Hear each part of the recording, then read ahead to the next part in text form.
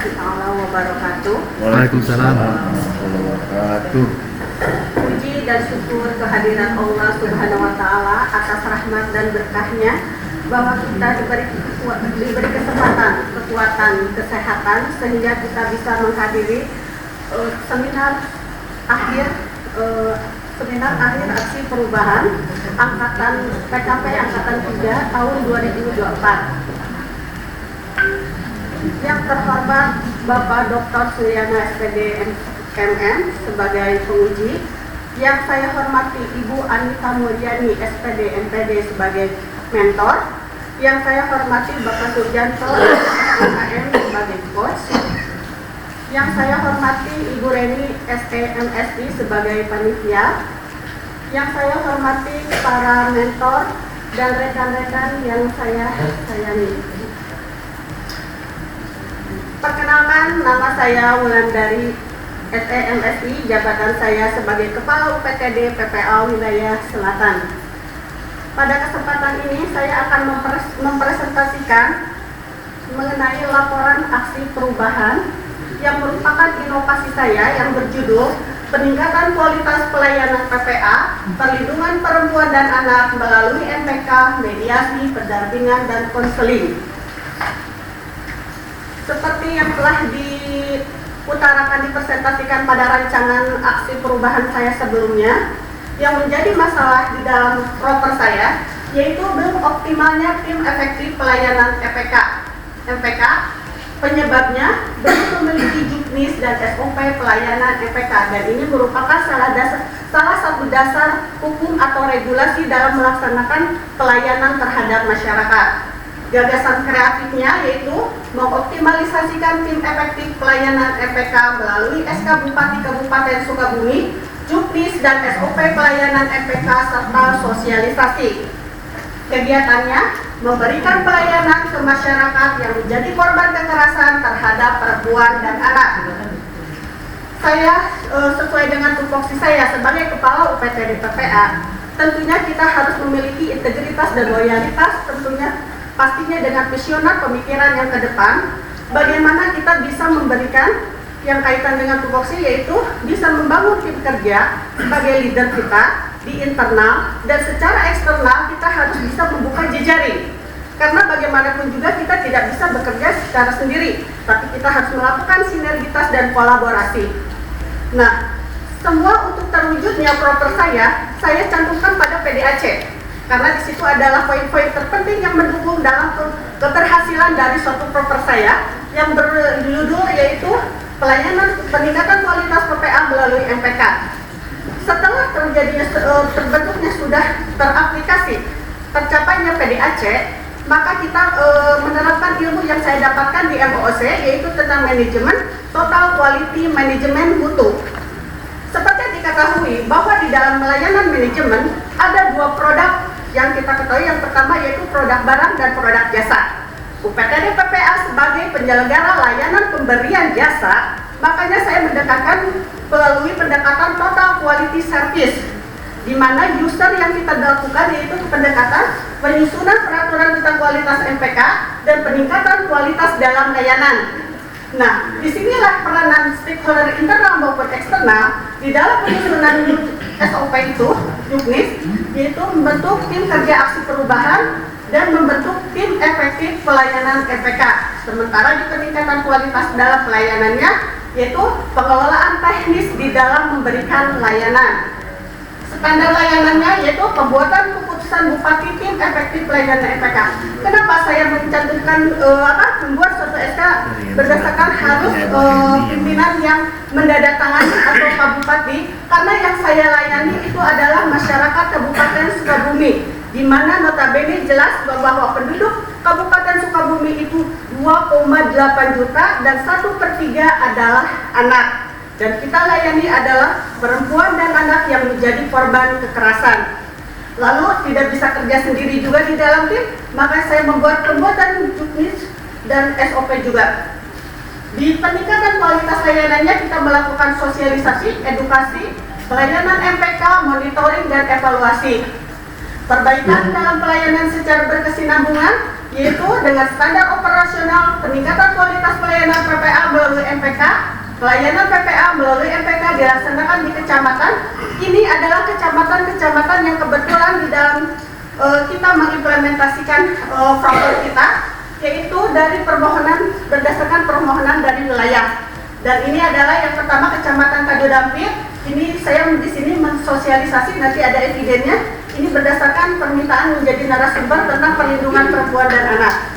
Yang ketiga, mohon maaf, Kecamatan Sipanan, Kecamatan Curugkembar, dan Kecamatan Lenggok memang terjadinya kasus yang memang kita harus tangani. Disinilah bergerak tim efektif untuk melakukan implementasi dalam memberikan layanannya terhadap masyarakat korban kekerasan.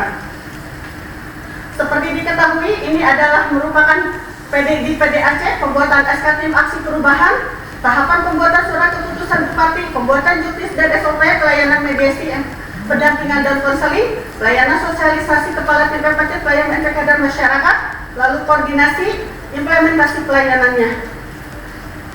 Seperti ini evidennya. Next. Ini adalah pembuatan SK didukung oleh mentor saya, Ibu Sekretaris, Ibu Anita dan Pak Hadis, karena ini adalah menyangkut pada SK Bupati. Lalu pembuatan juknis dan SOP juga pengesahannya. Ini waktu sosialisasi di Kadodampit, karena ada kasus yang cukup viral juga di sini, jadi saya diminta untuk menjadi narasumber di situ. Lalu ini fenomena kekerasan terhadap perempuan dan anak. Perlu Bapak Ibu ketahui, untuk saat ini kekerasan terhadap anak cukup tinggi di kita. Sampai detik ini sudah 186 anak yang menjadi korban. Dan ini yaitu stakeholder dari Dinas Sosial, Kabag Hukum, DPKAD untuk anggaran berikutnya di dalam pembuatan RKA, rancangan kegiatan anggarannya, lalu di Dukcapil yaitu nyangkut pada identitas penduduk yang menjadi korban kekerasan, memastikan bahwa mereka itu adalah warga Kabupaten Sukabumi. Ini adalah dukungan internalnya dari Kabid Perlindungan Perempuan dan Anak dan Kepegawaian. Ini adalah kerjasama bermitra dengan rekan sejawat. Ini adalah contoh yang kita lakukan waktu penjangkauan ke sesuai permintaan dari wilayah. Ini Curugkembar, dan ini di sampingnya adalah evaluasi setelah kita melaksanakan baik itu layanan mediasi, pendampingan maupun konseling. Ini adalah salah satu opsiga yang mitra kita di masing-masing kecamatan merupakan penjembatan antara masyarakat dan PPD PPA. Ini adalah Kecamatan Simpenan. Waktu kita tim efektif ke lapangan dan evaluasi juga setelah kita memberikan pelayanan. Ini adalah ke Lengkong dan ini juga pengevaluasiannya. Mohon maaf Bapak, saya tidak bisa memberikan evidence secara gamblang karena kita sebagai PPA itu terikat dengan NDA, Non-Delegation Agreement, di mana kita menjaga sangat kerahasiaan identitas korban. Gitu. Jadi saya tidak bisa mempublish kayak evidence seperti yang lain atau layakannya misalnya makanan sehat atau ayo mari ke sekolah gitu, ke bakso beri ke sekolah gitu. Tidak seperti itu karena kita ada terikat, ada kode etiknya. Nah, ini adalah merupakan suatu produk saya di dalam program inovasi saya, yaitu surat keputusan Bupati tim efektif pelayanan MPK seperti ini yang sudah saya berikan contohnya kepada Bapak. Lalu ada juknis dan SOP, di mana juknis ini karena saya melihat selalu membuat inovasi atau suatu kebijakan apa sebenarnya yang dibutuhkan oleh masyarakat. Karena tingginya KSS terhadap anak, jadi saya di juknis ini membuat bagaimana cara kode etik penanganan terhadap anak, komunikasi yang berhak untuk terhadap anak yang baik dan tidak baik yang layak untuk anak. Jadi saya menekankan di situ karena tingginya kita membuat suatu produk atau suatu kebijakan dalam inovasi memang harus disesuaikan dengan perkembangan kebutuhan masyarakat. Lalu melakukan sosialisasi, ada dokumentasinya yaitu seperti ini dipublish, ada roll binder yang Bapak bisa dilihat, lalu ada sertifikat yang memang siapa saja yang sudah berpartisipasi di dalam sosialisasi. Inilah produk-produknya yang seperti Bapak sudah saya berikan di meja. Ini adalah SOP-nya. Di situ di dalam juknis sudah ada 3 SOP, SOP mediasi, SOP pendampingan, dan SOP konseling. Ini contoh sertifikatnya. Dan ini adalah hasil publikasinya. Alhamdulillah, terima kasih kepada rekan-rekan yang sudah mulai berpartisipasi. Dalam 45 hari sudah 82 orang yang like Instagram saya tentang sosialisasi PPA ini. Inilah implementasi yang jangka menengahnya, yaitu melakukan monitoring penerapan pelayanan MPK, melaksanakan pelatihan bagi para opsiga, karena adalah tadi sekali lagi dia adalah penjembatan antara masyarakat dan UPTD PPA. Lalu mengadakan sosialisasi ke pelosok-pelosok karena cukup luas wilayah Kabupaten Sukabumi. Lalu rencananya sosialisasi ini menjadi tercantum dalam pada SKP Elok untuk tahun 2025. Implementasi jangka panjangnya yaitu mengadakan pelatihan untuk tim MPK sesuai perkembangan yang dibutuhkan masyarakat yang berbasis GETSI. Sekarang ini kita sudah mengarah pada GETSI, mungkin belum keseluruhan, tapi mudah-mudahan di tahun depan GETSI ini lebih benar-benar diterapkan. Bagaimanapun juga suatu kebijakan yang berbasis GETSI itu sudah mencakup kebijakan yang secara komprehensif, yaitu strategi kesetaraan gender dan disabilitas dan inklusi sosial. Semua berhak untuk mendapatkan yang terbaik. Melaksanakan tim efektif pelayanan MPK secara optimal. Nah, keterkaitan mata pelatihan pilihan dengan rencana aksi perubahan jelas ini sangat berkontribusi banyak. Yang pertama yaitu pelatihan pilihan atau pelajaran yaitu tentang mediasi. Ini langsung mencakup pada mediasi. Karena bagaimanapun juga masyarakat kasihan. Mohon maaf Bapak dan Ibu sekalian, yang datang ke UPTD PPA itu middle level low, kebanyakan gitu ya. Jadi dia itu membutuhkan kayak mediasi itu penyelesaian permasalahan. Kasihan mereka masyarakat kecil kalau harus terus semua ke pengadilan, sudah rugi banyak biaya, waktu. Karena apa yang didapat? Yang menang dapat arang, yang kalah jadi abu. Tapi kita harus secara mediasi yang non-legitimasi, yang di luar jalur pengadilan, bagaimana kita bisa menyelesaikan permasalahan jadi sama-sama untung. Lalu di sini ada manajemen kasus, yaitu untuk merumus apa sebenarnya yang menjadi indikator yang dibutuhkan oleh masyarakat, tergantung apa yang dia alami, itulah yang akan kita penuhi dalam memenuhi kebutuhannya. Selanjutnya adalah konseling, yaitu membantu masyarakat terhadap kekerasan, karena bagaimanapun juga orang yang mengalami kekerasan itu selalu berpikirannya pada negatif, padahal banyak yang sisi-sisi positif yang kita bisa gali sehingga dia bisa settle dan dia bisa hidup secara lebih berkembang dan maju untuk kehidupan selanjutnya dan menyehatkan ketahanan di dalam mentalnya. Nah, inilah terjadi kenapa tim efektif pelayanan MPK itu hadir. Yang pertama indikatornya itu kecamatan. Masyarakat sudah tidak bingung harus mengadu kemana. Masyarakat sudah tidak harus takut untuk speak up. Karena apa? Di sana ada opsiga tim efektivitas setiap kecamatan bisa untuk mengadu selain kita menerima layanan langsung ataupun melalui hotline. Yang kedua adalah kenyamanan. Apa yang dia dapatkan kenyamanan? Karena apa yang dia layani adalah dilayani oleh orang-orang yang memiliki kompetensi di bidangnya. Kejelasannya bahwa masyarakat dilayani dengan adanya juknis dan SOP sebagai bahan regulasi operasional kita dalam memberikan pelayanan terhadap masyarakat. Keamanan, pastinya ini karena tadi saya sudah utarakan bahwa kita menjaga kerahasiaannya, NDA non-delegation agreement, jadi merasa bahwa masyarakat jangan takut lagi untuk speak up, itu akan menjamin keamanan dia di dalam identitasnya.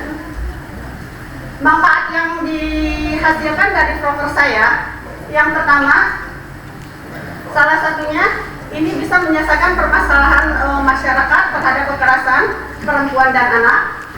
Dengan layanan konseling bisa mengetahui apa sebenarnya yang menjadi kompetensi yang atau peluang-peluang mana yang bisa tergali di dalam klien korban kekerasan untuk menyelesaikan permasalahannya.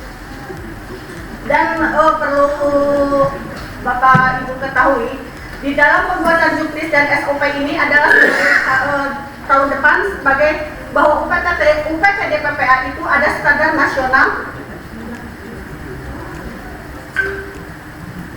Ya, sebagai standar nasional pemberian pelayanan UPTD PPA. Jadi ini bisa menjadikan dasar untuk pembuat pengakreditasian terhadap SNI.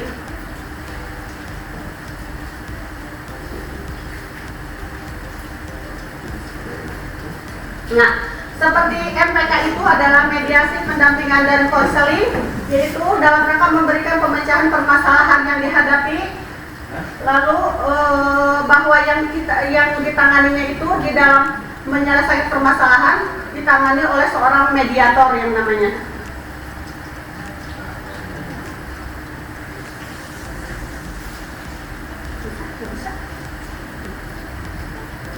Nah, ini juga mengurangi beban di dalam pendampingan. Apa sebenarnya yang dia butuhkan, kita bisa dampingi. Lalu dalam konseling sebelum ini ya, di dalam konseling juga dia didampingi apa untuk pemecahannya. Yang paling penting Bapak dan Ibu, bahwa masyarakat sekarang untuk mendapat kebaikan, mendapatkan keadilan, tidak harus untuk konsultasi mengeluarkan uang, tapi bisa ke UPTD PPA. Ini gratis dan tidak dipungut biaya. Untuk paparan saya cukup sekian, dan selanjutnya sebelum ke video, saya ingin mengapresiasi, mengucapkan terima kasih kepada Bapak penguji setelah menelaah analisa proper saya, dan membaca, dia memberikan dukungan